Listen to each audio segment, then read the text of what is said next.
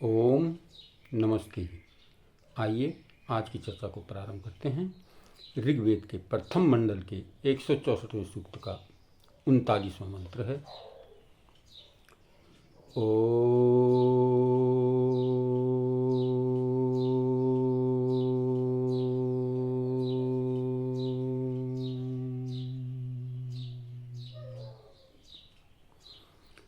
ऋचो अक्षरे परमे व्योमन् यस्मिन् देवा अधिविश्वे निषेदुः यस्तन्न वेदा किं ऋचा करिष्यति य इत्तद्विदुस्त इमे समास्यति।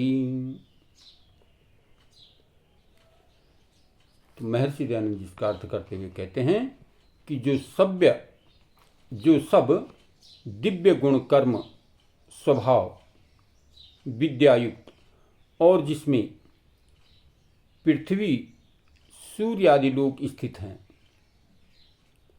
और जो आकाश के समान व्यापक सब देवों का देव परमेश्वर है, उसको जो मनुष्य न जानते न मानते और उसका ध्यान नहीं करते, वे नास्तिक मंदमती सदा दुख सागर में डूबे ही रहते हैं। इसलिए सर्वदा उसी को जानकर सब मनुष्य सुखी होते हैं। तो बहुत सुंदर बात, बहुत सुंदर चर्चा इस मंत्र में की गई है। बताया गया है कि जो वेदों को पढ़ता तो है लेकिन उनके अर्थों को नहीं जानता,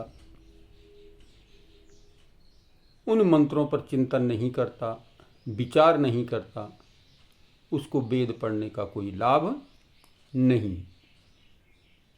वो तो इस प्रकार है जैसे गधा बोझा ढोता है, उसको पता नहीं कि उसके ऊपर जो है पत्थर लद रखा है, रेता लद रखा है, लकड़ी लद रखा है, क्या लद रहा है। उसको तो बोझ ढोने से मतलब है। वो नहीं जानता कि उसके ऊपर क्या सामान लदा हुआ है, सोना लदा हुआ है, चांदी लदा हुआ है, उसको तो बोझा ढोना है। ठीक इसी प्रकार से वो व्यक्ति जो वेदों को पढ़ता तो है लेकिन उसको जानता नहीं है, उनके अर्थों को समझता नहीं, उन पर चिंतन नहीं करता है, वो तो कहते हैं इस गधे के समान ही जो केवल बोझा ढोने का काम करता है। और जो इनको जानता है, उनके अर्थों को जानता है, तदनुकूल आचरण करता है, ईश्वर की भक्ति करता है, वही कहते हैं इस भवसागर से पार हो पाता है। तो वेदों को पढ़ कर के तदनुकूल उनके अनुसार अर्थों को जान करके आचरण करते हुए जो व्यक्ति आगे बढ़ता है, वही जीवन में सफल और श्रेष्ठ होता है। अन्यथा वेद पढ़ने से उसको कोई लाभ मिलने वाला नहीं है, जब तक कि वो उनके अर्थों को नहीं जानेगा। तो इसलिए कोई भी कार्य यदि हम करते हैं उसको ज्ञान पूर्वक करना चाहिए। इसलिए वेद को ज्ञान कहा जाता है। जब तक हम ज्ञान पूर्वक उस कार्य को नहीं करते तब तक हमें उसमें किसी प्रकार की सफलता प्राप्त नहीं होती। कोई भी कार्य है, जब हम उसको ज्ञान पूर्वक करते हैं, ध्यान पूर्वक करते हैं, तभी हमें उसमें सफलता प्राप्त होती है, अन्यथा हमें सफलता नहीं मिलती।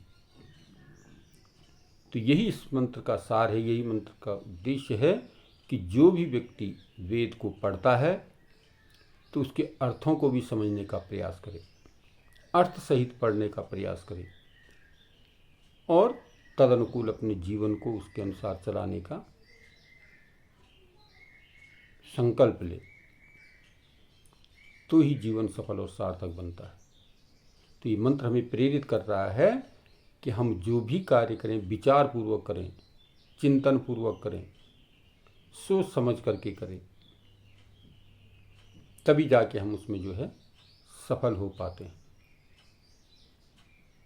तो हम इस मंत्र से प्रेरित होकर के अपने जीवन को सफल और श्रेष्ठ बनाने के लिए जितना भी पढ़ें उतना जो है अर्थ सहित पढ़ने का प्रयास करें, तभी जीवन में सफलता और श्रेष्ठता प्राप्त होती है।